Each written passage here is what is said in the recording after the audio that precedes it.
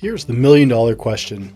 How do men like us reach our full potential and grow into the men we dream of being while taking care of our responsibilities, working, being good husbands, fathers, and still take care of ourselves? That's the question, and this podcast will help you with those answers. My name is Brent, and welcome to the Fallible Man Podcast. Welcome to the Fallible Man Podcast, your home for all things man, husband, and father. My name is Brent, and today my special guest is Sathiya Sam of Unleash the Man Within podcast. Sathiya is not just a podcaster, but a coach, a speaker, and an author. Sathiya, welcome to the show. Thanks for having me, man. Great to be here, and you pronounced my name right. Well done. You nailed it. Like I said, give me some time. I'll blow it later in the show, I promise. So, Sathiya, it's great to be here, man. I am a horrible podcast hostess, and I don't actually introduce my guest because I get all this time before the show to research you and find out about who you are. But the reality is people don't care about accolades or, I can post all that. But what people really want to know is, who is Sathiya Sam and why are you here today? Yeah, I appreciate that question. I mean, I think what it really boils down to is I'm just radically devout to helping men. I think we actually talked about this before we hit record. Men are under attack in our society today.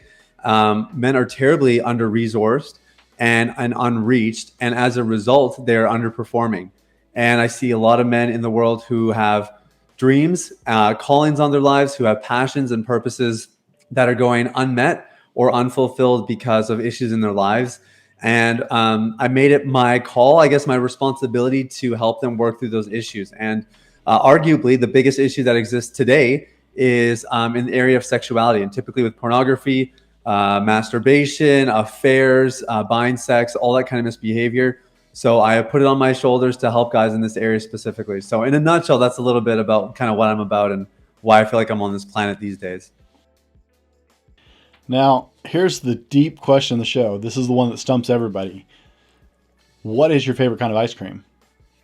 Oh, that's easy. Chocolate chip cookie dough. Chocolate chip cookie dough. Is it a specific 100%. brand or all chocolate chip cookie dough? Wow. No, I don't have a specific brand actually. Anything chocolate chip cookie dough, I'm in. Okay. I got to say that's first. I actually have a long running list of like all of my guests, That's the first time? That is the first time I've got chocolate chip cookie. I've gotten some really odd flavors, man. Especially from our brothers and sisters over in Australia. Burnt fig and almond. I don't even know what that is. Yeah, neither did I. So, wow. Okay. All right. Apparently, it's some gourmet thing in Sydney, Australia. Okay. They didn't want is it Vegemite or Marmite? Have you had that stuff before? It's like that really salty spread. Yes, it was so gross. I'm not sure how anybody likes that. I know, but I would leave it to them to put it in an ice cream. But what do I know? I'm the only guy who ever said chocolate chip cookie dough, so apparently I don't know what I'm talking about anyway. So, question: are you a native of Canada and now you just transplanted to Jamaica, or? Yeah, so I'm born and raised. Yeah. Okay. So I'm born and raised in Canada. Based out of Toronto, Ontario. My wife is Jamaican.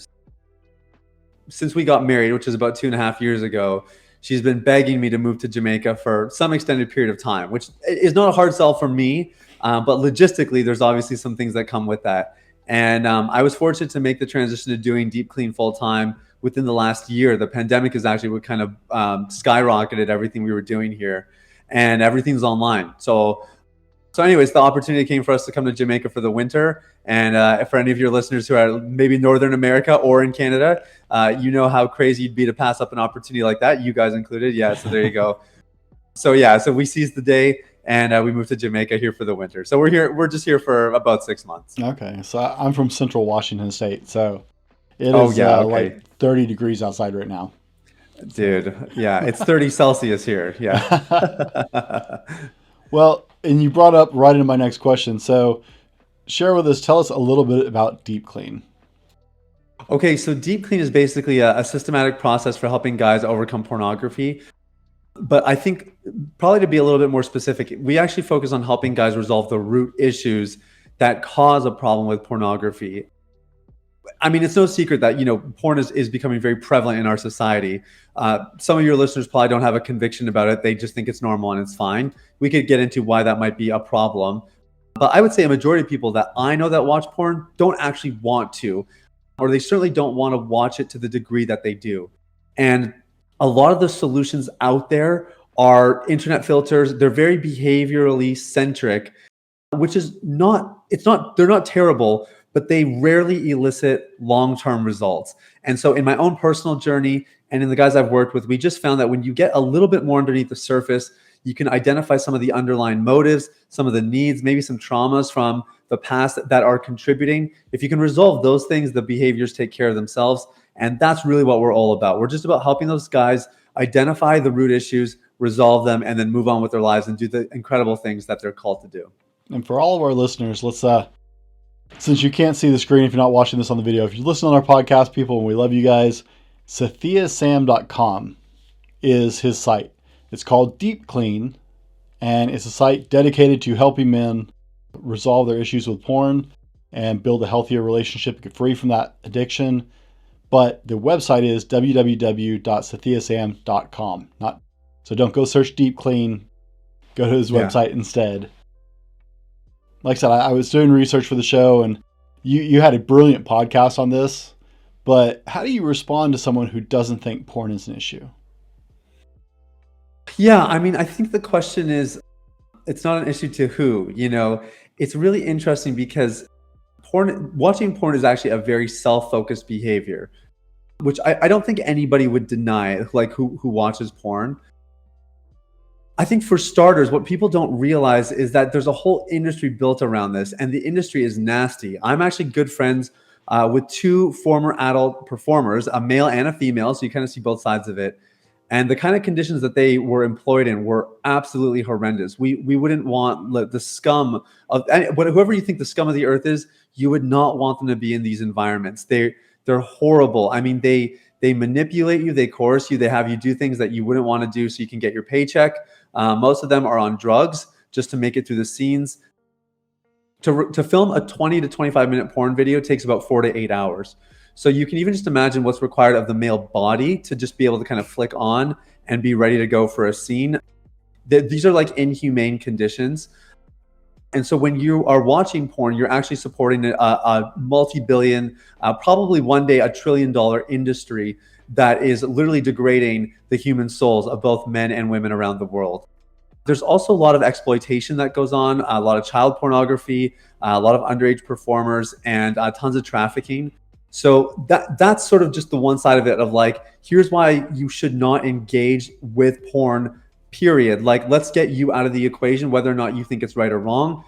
Like anybody with a half a human heart, I think could identify that those are not things you want to really be supporting.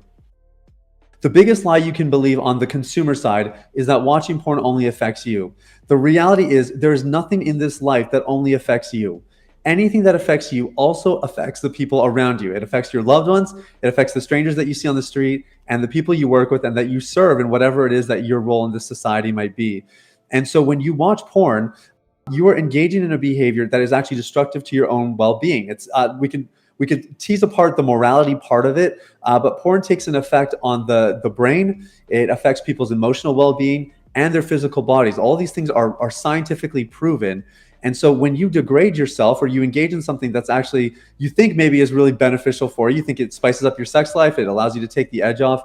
In reality, what it's doing is it's eroding your mental well-being and your internal capacity. And in the process, everybody around you is impacted. So in a nutshell, those are at least some of the things that come to mind right away of why pornography is so destructive. And if you think it's okay, I hope you'll at least consider some of these things we're mentioning here, because it's really not. And guys, you need to go over to Sathiya's podcast. He did an entire episode on that and went in depth about how it reflects in relationships and how it affects those. Even when it's consensual in a relationship, he went into deep effect on how that impacts a marriage and how it impacts a relationship. So to go deeper on that, please go to his podcast and check out that episode specifically on how to answer somebody who thinks that porn is not a problem. Yeah. Now, I was listening to your podcast, and like I said before we started rolling, I absolutely love your intro. It's just, from one podcaster to another, I'm super jealous. I got to up my game now. But you stated there are two kinds of addiction. There's substance addiction and process addiction. Can you Yeah. clarify that for our listeners? Because I never heard that before. That was new for me. Yeah, this is actually going to become a much more prevalent subject in the next 30 to 50 years, just with the direction technology's gone in. Substance addiction is what we all think of when we hear the word addiction. It's it's drugs and alcohol primarily. It is some sort of specific substance that is consumed that the person gets addicted to, and they will do anything, they will pay any price to get their hands on the substance. A process addiction is actually known as a behavioral addiction. And so it's not that you're addicted to something material, you're addicted to the engagement in some sort of activity. And historically, the most common process addiction has been gambling. In 2010 to 2013, somewhere in that area, video game addiction became a recognized diagnosis. And it's my belief that probably in the next decade or so, we're going to see porn addiction become a qualified diagnosis for psychiatrists as well. All of these things would fall under process addiction. They are the addiction to a behavior as opposed to a substance. Okay, so I actually had a lengthy conversation with Dr. Christian Heim on video game addiction. He's a psychiatrist out of Australia, and we had a great conversation because, like, I can actually attest to, I played World of Warcraft. Are you familiar with the game? Oh yeah. WoW was a huge thing, man. Okay, so I got into World of Warcraft right after it started. Well, there's a command you can type that is /played, and it will tell you exactly how long you played that character. By the time I quit, I realized I had lost 3 years of my life in time to that game. Holy, I didn't think I had a problem. I didn't think that it was an issue. I had actually seen a friend lose his business over his addiction to this game. And I mean, I played for probably 8 years. But over that 8 years, I conceded 3 years of my life to that game. And I had no idea I had lost that kind of time. That is wild, man. Wow. Yeah, when I added it up between my characters and figured out how much time I had lost, it was like, delete. I'm done. It's like, I cannot believe I lost that. So I can absolutely see how, I like that was finally recognized as an issue. I think we're going to be hard pressed to get porn addiction called an addiction or an actual issue, because that's going to cut into a $1 billion industry. As you were saying, it's a huge gargantuan machine. There's a lot of money on the table, and people are not easy to give that up. I saw on the Joe Rogan podcast, he was talking to a guest, and she was like, there is no evidence and no clinical proof that porn is an addiction. And Joe Rogan was like, that episode, you should talk to some of my friends because they would disagree. Yeah. It's a legitimate thing. I actually got to talk to Matt Sinkovitz. I don't know if you know him. He runs a men's porn recovery support group on Facebook. Cool. Excellent gentleman. I had him on last season. And I was just in awe doing research for that show because I was really starting to dig into research on the pornography industry and the numbers behind that and what all is involved. And was horrified at what I discovered. People have no idea. You were talking about how long performers have to function for those scenes. Yeah. I started reading on how they do that. I had nightmares after that. I was just like, there are injections and needles going places that they should not go ever. It's wild, man. It's wild. And actually there's you could keep going with some of the stats. I just read a book recently called The Penis Book. It's got a big eggplant emoji on the cover, written by a guy named Dr. Aaron Spitz, who's one of the world's leading urologists. He shares about how in his practice today, one of the most common procedures he gets asked to perform is male enhancement surgery, because guys are watching porn. That's their first exposure to sex. That's where they're learning this is what sex is. This is what it's supposed to be like. And this is what you're supposed to look like. And they feel like they can't measure up. So they go into his office. They request the enhancement surgery, and he says, hey, no problem, but let me just, fill you in on a couple of stats, a couple of things you may want to know. And one of the things he shares with them is the actual average male length of for male genitalia. And when they find out about it, he says 80% of the people who come in turn down the operation, but they just didn't know, because porn is programming our society now for what a man should be, what sex should be like, and everything that comes with it. And so you have guys who are feeling so insecure to the point that they are willing to get that operation on their own appendage because they just simply they don't know any better. They don't think they measure up. Another really interesting stat that's probably worth mentioning for your audience, just thinking about kind of who we're talking to today. In 2001, the prevalence of erectile dysfunction among men under the age of 40 was 5%, which is exactly what you would expect. Like, guys under 40 are in the prime of their sexual lives, so to speak. ED should be the least of their worries. Today, in 2021, in that same demographic for men under the age of 40, ED is showing up as high as 33%. One in every 3 guys you meet under the age of 40 is either currently struggling or has struggled with erectile dysfunction. Wow. And the increase started in 2001 because that was the rise of the internet. That was the internet age. Right. And then it really accelerates in 2007, which was the release of the smartphone. And so again, you have to read between the lines a little bit to connect the dots here, but it's no secret that porn is programming our minds so much so that it's actually affecting our own performance in the bedroom. And sometimes it's driving guys to, get operations and feel like they have to, enhance their own bodies when actually they're fine just the way they are. They just don't know any better.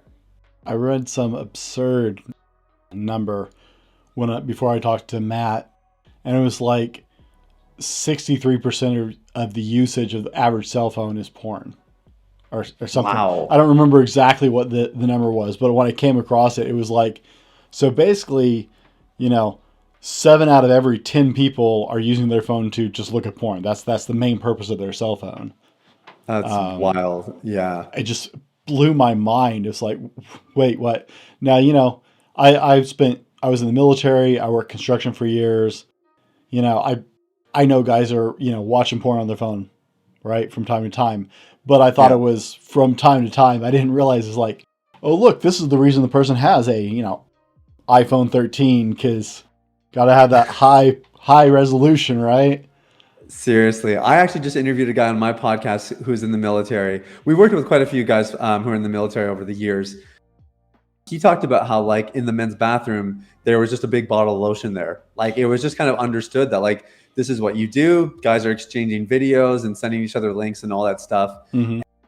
I'm not singling out the military because this happens in locker rooms. Right. This happens in people's homes, at parties, wherever it is. It's become such commonplace that we almost don't realize that we're plagued by an epidemic. Like, it's really it's a huge problem. I know in my barracks there was a stack of porn rags on the back of every toilet. You go room to room and there was just a stack of porn mags, because back then that's the way you got porn, was in magazines, unless you happen to have enough money to buy it otherwise. But yeah, it was just prevalent. And I know when my brother-in-law was deploying, the U.S. military was actually issuing fleshlights to soldiers going overseas to discourage sexual assault and stuff like that on bases by giving men masturbation devices. Wow. Huh. So yeah, it's apparently wild. a thing, right? Yeah, that's actually a great example though of, like, you have, I would say, really good intentions, which is like, we don't want sexual assault happening on base or while these guys are deployed, which makes perfect sense. Right, puts them under huge amounts of stress. Yeah, of course. Yeah, you're disconnected. You're in a completely different environment, and a very rigid and intense environment. But it's interesting because that solution is, again, very behaviorally oriented. It doesn't give people a place to I don't know, de-stress, right? To process some of the stuff that they're seeing and experiencing, to find meaningful connection while they're disconnected from their family and everything else. A great example actually of how it is human nature to solve a behavioral problem with a behavioral solution, when in reality there's always something underlying that causes problematic behavior. And I like I was saying before, I think the only way you resolve those things is by getting underneath the surface, resolving them there, and then the behavior will take care of itself. So that's really interesting. Well, that brings us to my next question. And,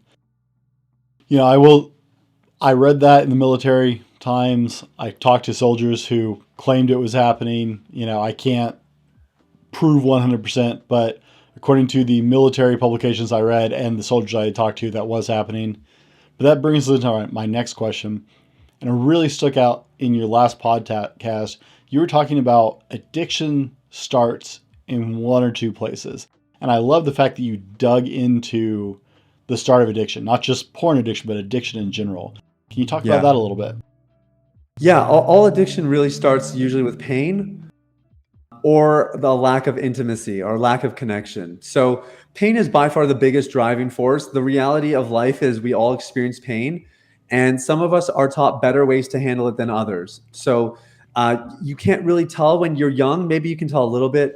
By the time you reach adult life, it becomes very apparent who has learned how to handle pain well and who has not.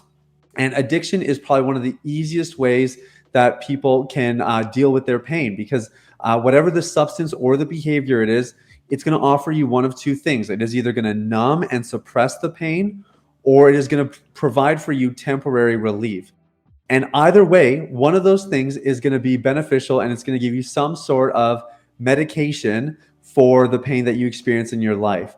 And the guys that we work with, it's fascinating because you have the initial conversations. Okay, why do you want to join our program? What's the story here? What's your situation? We really believe in getting to know people and making sure they actually fit in what we're doing, because otherwise, if they're not, we don't mind sending them elsewhere, because there's lots of good programs out there.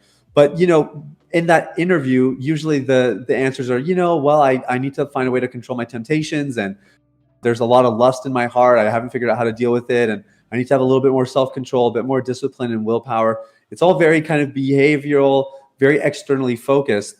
But when you really start to get down to the nitty-gritty of it, as they go through our program and we help them start to kind of become aware of these root issues, it becomes apparent, there's some major pain going on here. There's some things that happened from the past that we're still medicating even as an adult. Sometimes it's more recent pain. It's the frustration. I mean, COVID was a huge source of pain for people. Loss of loved ones, loss of job, loss of finance, loss of just regular interaction with people, loss of giving hugs, and handshakes, things that we took for granted. All of these things cause pain. And if we don't have healthy ways to handle pain, then we will resort to unhealthy things that are convenient, things that offer the short-term temporary relief. And without knowing it, we kind of provide ourselves a gateway into a more addictive kind of pattern. And so that is really the basis and the crux of pretty much all addiction. And porn addiction is certainly no exception to that. So we'll get into your book farther in the second half of the show, but I love in chapter 2 that you said at Deep Clean, you guys focus on addressing the things that you can control.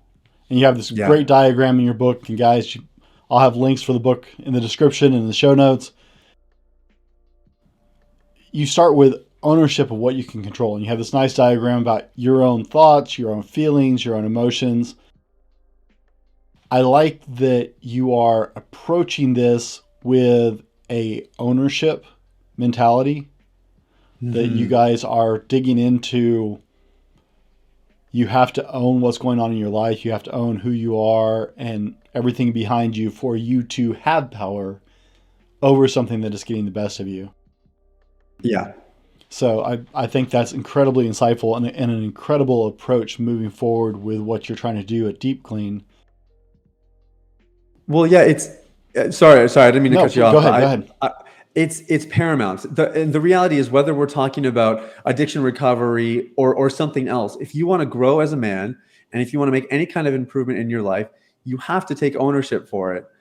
Our operative phrase in Deep Clean is that a mistake made once is a mistake. Your exposure to pornography, the thing that kind of got you started on this journey, a mistake made once is a mistake, but a mistake made twice is a choice. And so you can kind of acknowledge, like, yeah, maybe I fell into this a little bit haphazardly. It was kind of an accident, whatever. But to reach the point where you're addicted, to reach the point where you have this problem in your life, you made some choices along the way. And if you're not willing to own them, that's fine. But like, we encourage you to go find another program that's willing to work with you, because we won't. Like, unless you acknowledge you're part of the problem, you cannot be part of the solution. And that's a really hard thing for a man to own. Like, it's not easy for men to say that, like, we're in the wrong, we made a mistake, we know that we're responsible here. Yet it is actually the marker of a true man, is he owns his stuff. He takes ownership for it, a responsibility for it, even when maybe he's not fully responsible. He's willing to bear the brunt of it and say, okay, I'm going to be a part of the solution here. I'm going to clean up this mess. And that's the first layer of our principle stack. That's what you're referring to there in chapter 2. Mm-hmm. And it is paramount for anybody to make progress, because as long as you blame something externally, you are actually completely powerless to affect any change. As long as something external is the cause of your issues, you can't do anything about it. It's beyond your control. So we want to always focus on the things that are actually within our arena of control, because that is where we can actually affect change and ultimately bring transformation. And really, it's the only way it's the only way guys get free of porn or anything else in their lives. We're going deep on this show, guys. I guarantee it. So are you familiar with Jocko Willink's work on extreme ownership? Have you read that book? No, actually, no. I recognize the name, but I haven't read the book. It's something that I've shared with my listeners on the show before, and I actually have a bookmark. I bookmark my guest books or books I recommend on various videos on my website. So I actually got asked during one of my live streams, like, do you have like a consolidated space where you like all the books you've recommended or talked about on your shows? Oh, I should do that because I've recommended a lot of books. One of the ones I talk about a lot, and it's Jocko Willink's a Navy SEAL, or used to be a Navy SEAL, and had a lot to do with what was going on in the assault in Iraq and Ramadi. One of the big instrumental players in like the movie American Sniper. That was one of his guys. Wow. He was running the unit that guy worked for, Bruiser. But he talked about this principle of extreme ownership that him and his co-commander worked with, and it takes that extreme ownership to a whole nother level. You should check into the book. I think it runs right along with what you guys are talking about. Sounds like it, yeah. Guys, we are getting deep in this show. We're not even staying with the fluff. We talked briefly about who Sathiya is, but in the second half of the show, we're going to dig even deeper. We're going to also discuss Sathiya's, see, I told you I blow the name, new book, and how you can start taking control back of your life. If this is something you struggle with, guys, you are not alone in this. But right now, we're going to roll to our sponsor, and we will be right back with more from Sathiya. I'm calling on all men right now to stand up and stand against this horrific crime. It is estimated over 300,000 children are being sex trafficked in the United States alone every single day. I want you to get on your social media. I want you to follow savinginnocence.org or fightforme.net. Both of these charities are working to end child trafficking in the United States and abroad. You can donate at www.thefallibleman.com/shop and buy our End Human Trafficking merchandise, and all proceeds will be given indefinitely to savinginnocence.org. You can also go to www.savinginnocence.org/donate and donate directly to Saving Innocence. Men, it is time for us to fight and stop this horrible thing known as human trafficking. Guys, welcome back. We're here with Sathiya Sam discussing porn addiction, and moreover, guys, we're discussing the way that you can lose control of your life on things you didn't even realize were a problem, or maybe you didn't think it was a problem. Sathiya works in counseling and helping men recover from porn addictions and deal with porn in their lives. And we have dug deep. And if you missed the first half of the show, you need to go back and dig into that, because we didn't even start out light, guys. We got right into it. So be sure and hit that.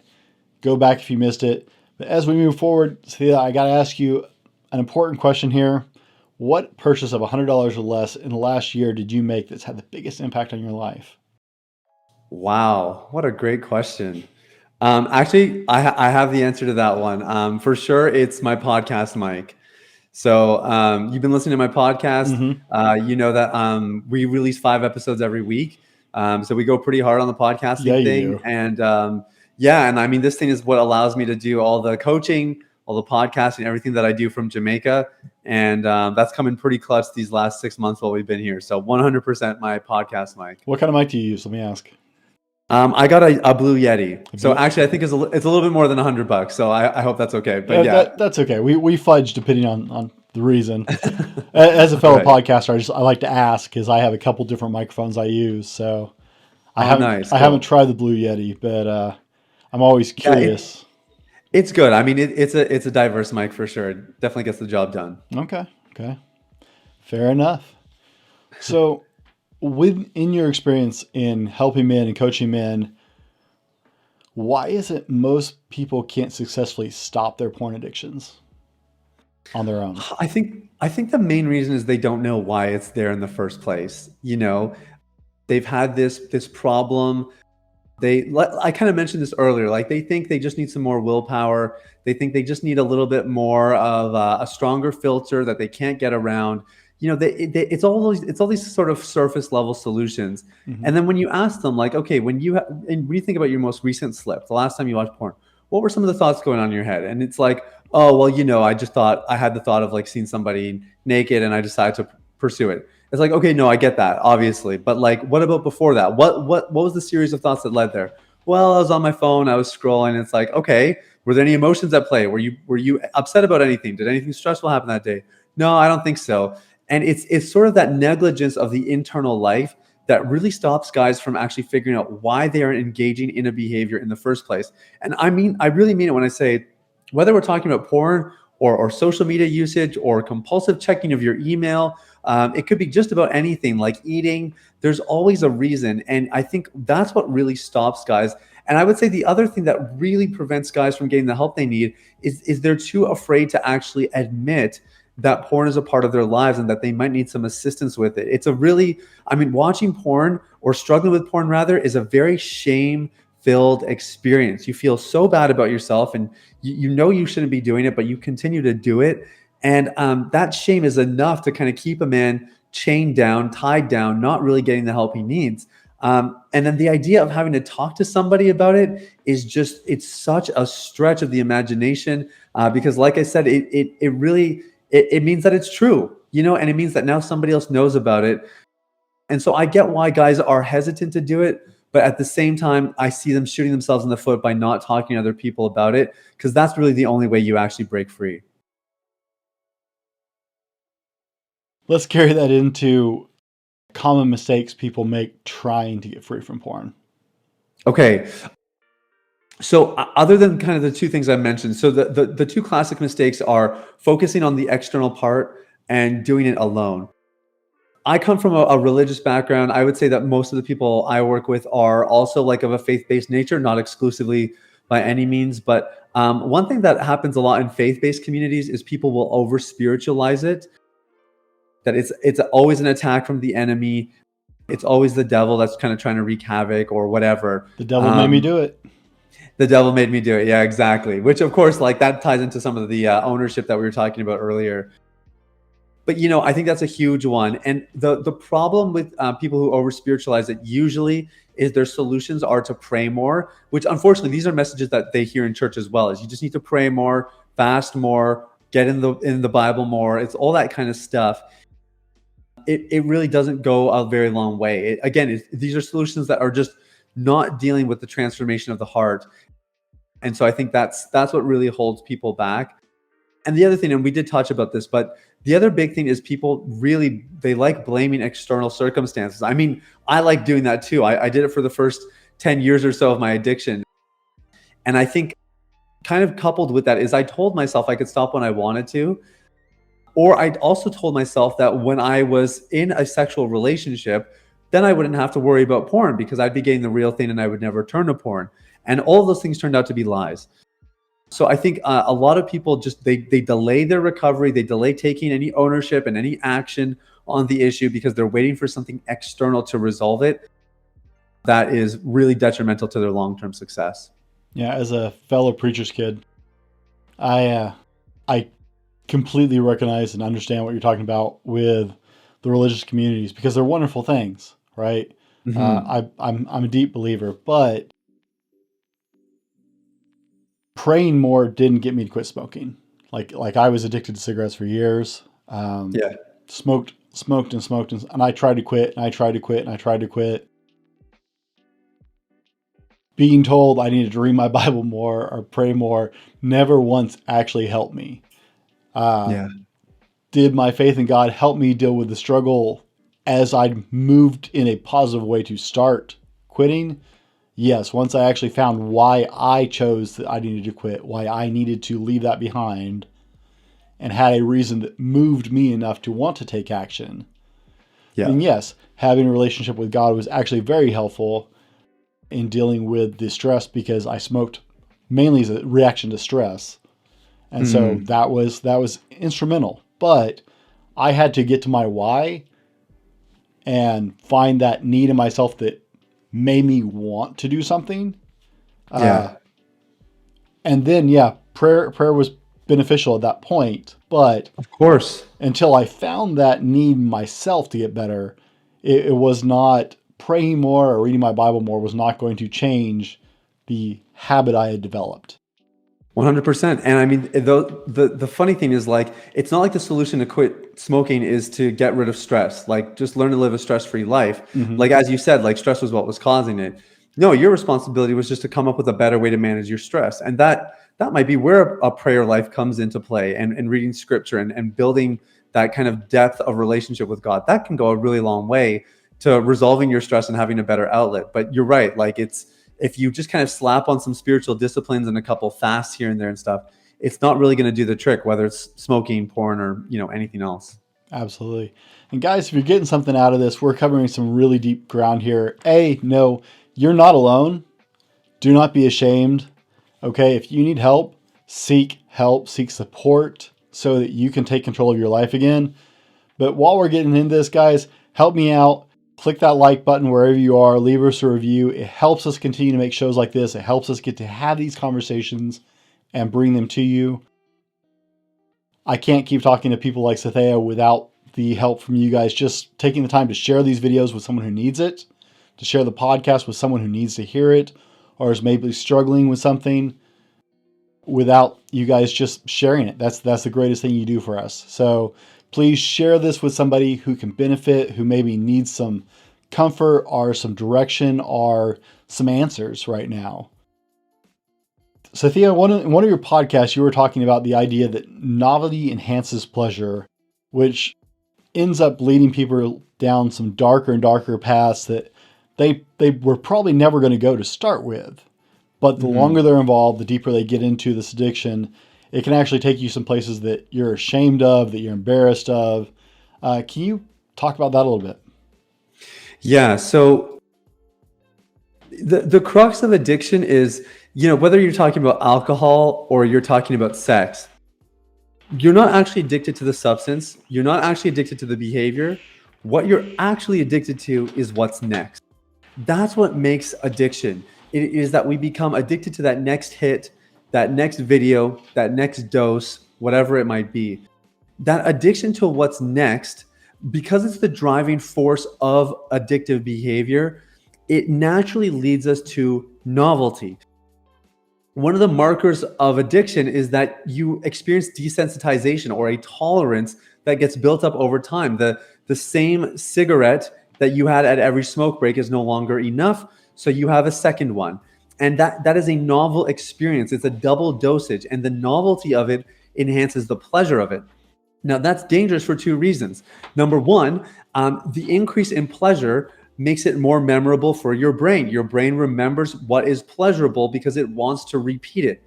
And secondly, that novelty or that curiosity will continue. Your brain learned, hey, when we explored something new, this was actually pretty cool. So 2 cigarettes is going to do it for a while, and then you'll build up that tolerance, and then it'll be 3 cigarettes, and then it'll be 4. And if you translate this into a porn context, sometimes it is viewership length, in the sense that the person is maybe, they start out just watching a couple images here or there, and then it's a couple videos, and then it's a couple movies. Like, it's that kind of progression of length. But what is actually more common is the nature of the content starts to become more brash and more extreme. So it may start off with softcore porn, and then it kind of evolves into hardcore porn. And hardcore today is like nothing compared to some of the content that's out there. There's bestiality. There's a whole category that is basically devoted to like violence and sadism and all that kind of stuff. Sorry, sadism and masochism, like all kinds of just really extreme content that when you started watching softcore, you'd say, I would never check out that stuff. But you built out desensitization over time. So that forced you to seek some novelty, because novelty enhances pleasure. And along the way, one thing leads to another. And if it persists over time, you find yourself engaging in content that even you are revolted by, yet it's the only way that you can get the hit because you have built up such a tolerance to all the other things that at one point were considered novelties, but now they're just considered normal, ordinary, mundane, and not really doing the trick. And this is the danger of the variety and the volume of pornography that exists in today's world, is that you can actually get just about anything that you want, however you want, whenever you want. And that's only going to increase in the days ahead. And it's all the more reason to be aware that just because something is, piquing our curiosity, just because something's pleasurable, doesn't mean it's actually good for us. And we have to monitor our brain's desire for novelty to make sure that actually the novel experiences we have are life-giving. They're with behaviors and substances, so to speak, or material things that are actually going to be satisfying and fulfilling for our lives. And if they aren't, then we would be wise to probably avoid them, because they are sure to lead us down that slippery slope where one thing leads to another. Tolerance is built up with time, and before you know it, you are engaging in really extreme content that you would never have dreamt of when the journey first started. So that's a little bit about sort of how that dynamic plays out in an addiction context. I think it's you're very good at explaining things at a level where people make sense, right? That's processing that thought all the way through is a hard thing to wrap your mind around. The mental connection, what is triggering inside your brain, the dopamine responses and stuff like that. It's hard, right? Guys don't look at porn that way. That's not. It's like, oh, click, hey, naked people, yay, I like this, right? We don't think about the science behind it. We don't think about, and I mean, the industry lives on this. Anybody who doesn't think the industry lives on this stuff is just fooling themselves, right? It's just like the alcohol industry or the cigarette industry, the tobacco industry. They all understand exactly. They spend millions of dollars in advertising, playing to those emotional and subconscious responses, playing on your chemical responses in your brain that are triggered by what you see. And so I don't think most men think about these things, because for most men, it's just on the surface like, hey, naked people. Who doesn't like naked people, right? Yeah. No one's thinking about psychologically what that's doing, how that's impacting your brain, what chemicals that's releasing, the response is happening to you physiologically because of what you're seeing. And I think you're doing an excellent job in sharing that. So let me ask you, what are 3 practical steps someone can take today, right now, to begin their journey into recovery? Yeah, this is the right question. So number one is you really do need to talk to somebody about it. And that's why I love that you've built some forums with what you're doing, Brent, because I think that's really powerful and really necessary. I would encourage the listeners to get in your forums, get active in there if you don't have anywhere else. And if you do have people in your life that you trust, talk to them about it. I've actually had some guys who have gotten a call with me, and they're interested in the program. We get talking and they say, let me think about it. And while they think about the program, they decide to talk to a friend or something like that. And they come back to me and they're like, bro, I don't know what happened, but one thing led to another. I spoke to my friend. I've never felt this relieved in my life.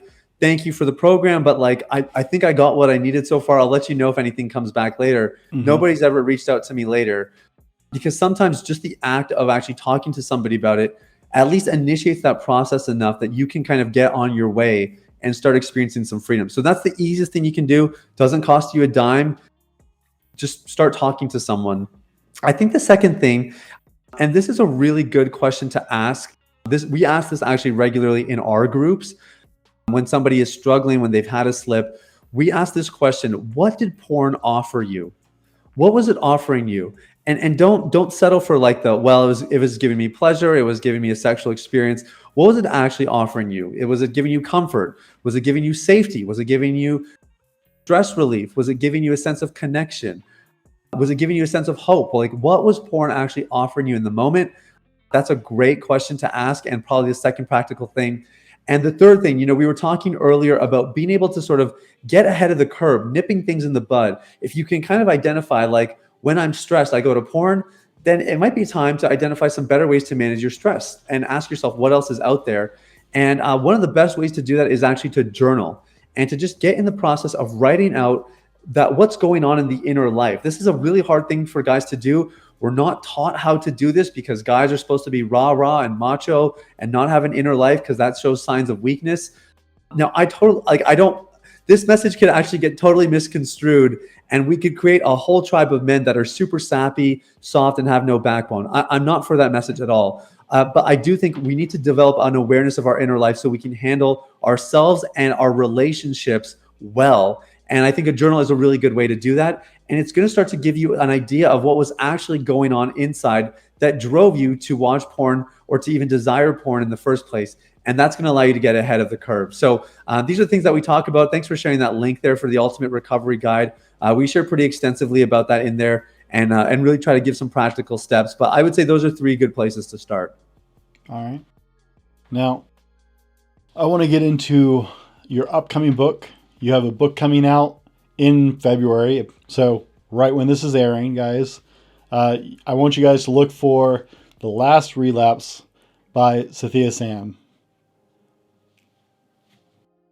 Yeah, so the book is coming out. The book basically explains my whole system for getting free of porn. So if you're still not sure about me, or you don't maybe want to reach out to somebody, you can just get the book. That it literally explains my whole system in detail. I give you all the practical tips and tools I possibly can. The book comes with a free workbook as well. So if you read the content and you're like, okay, this is good, I want to apply it a little bit more, you get a free workbook with it. It guides you and tells you how to get it. It's very, very simple. So you can literally go through my whole system, get guidance, get the practical steps, do the in-depth workbook material, and it will really launch you into a journey of recovery and ultimately a place of freedom. Yeah, it's available on all major distributors. And like I said, the goal from day one is to help guys walk in their calling, fulfill their purposes, and really live a meaningful life in their relationships, in their businesses or their vocations, and in their spirituality. And that's why I wrote The Last Relapse, is to help guys take control of their life, get pornography and all the other sexual misbehavior out of the way so they can move on and do the things that they're supposed to be doing here. Now, guys, he breaks it down in his book. And so this is something that you can, I know some of us don't like to sit down and read, right? Some people love to read. Other people are like, oh, a book. He breaks it down into sections in the book about taking control back in your life, about healing from your past.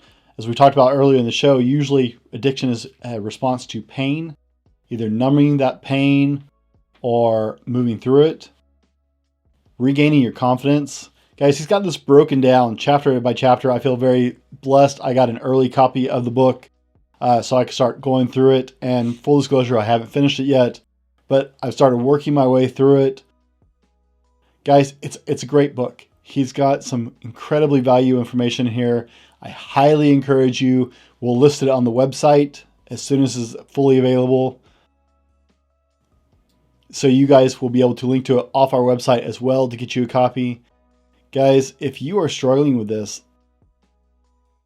I know one of the easiest things is to be embarrassed, to be ashamed. We are taught to be shamed about these things. We are taught that this is shameful, especially if you grew up in a religious background. You are taught that porn is this dirty, shameful thing. And so often you don't want to reach out for help. I have a friend who was a minister for years and still is, who had to take off a year and actually go to recovery counseling because of his own porn addiction, and it all but shattered his life. This wasn't even a young guy. This was a guy who was older than me, and he had struggled with it for years, and no one knew until he got caught. And, you know, for him coming face to that, it just was life-altering because here he was supposed to be a spiritual leader, and he was fighting his own battle, and he was fighting all alone. Yeah. You don't have to do that. There are resources, guys. You don't have to be ashamed. You can reach out to Sathiya and his group, and they will help you walk through it. And it is discreet. They will be discreet starting out. I assume at some point in the program that they're going to need to bend some bridges and, you know, reach out to someone to help them be accountable besides just you. But guys, he's not going to be like, okay, the first thing you need to do is go tell everybody you know that you got a problem. Yeah. That's not what you're going to run into. So please look into his book, look into his website, as we shared earlier in the show. I'll show you guys that again if you're watching on the video. Check that website out. He's got information on there. He's got resources that you guys can reach into. I'm grabbing the wrong stuff here. This is what happens when I touch the video instead of letting my wife do it. Sathiya, you have a long journey ahead of you. And guys, you need to check out his podcast. Like I said, I was really enjoying that. I subscribed to it earlier because I was enjoying his podcast. The The Man Within podcast, guys. I was enjoying that earlier today and yesterday. He is putting out information right now. If you're not ready to make that jump, right, and actually talk to somebody, he is putting out stuff on his podcast to help you, to encourage you, to support you, because he knows that it's embarrassing for a lot of people. So guys, this is someone you can really connect with, and I encourage you to do that. Sathiya, what's next for you? Wow. Well, first of all, thanks for all the nice things you just said about me. I really appreciate it. And I wanted to mention that the book is also available in audiobook. So for those of you who don't want to read, you can listen to it. I think what's next for me, honestly, on the business side, the word would be scale. We really want to scale this thing. We've been working hard to kind of refine our systems and make sure what we're doing is good and that we could kind of handle more clients. We're ready to really get the word out now. I'm doing a book tour in Europe later this year. Wow. And doors are really starting to open up because it's no secret. This is a global issue. And I guess I'm naive enough to believe that we can actually make a difference in this area, and we can actually start to see the numbers go the other way. I know I can't do it alone. So one of my big things is making friends with everyone who's in this space, yourself included. Because I know, like, I'm not trying to be the hero. That would be really foolish. But I know that together, if we all band together and really try to help guys live, more fulfilling lives. You don't have to specialize in porn addiction, but just helping guys, enter their identity, their sense of self, and really make a difference in this world, find meaning in life.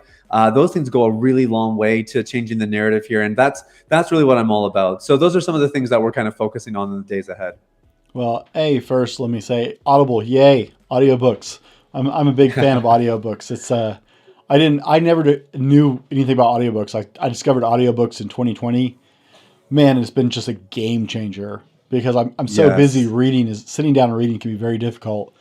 I love audiobooks. So bravo, I think that was a brilliant choice to move forward with that for your book.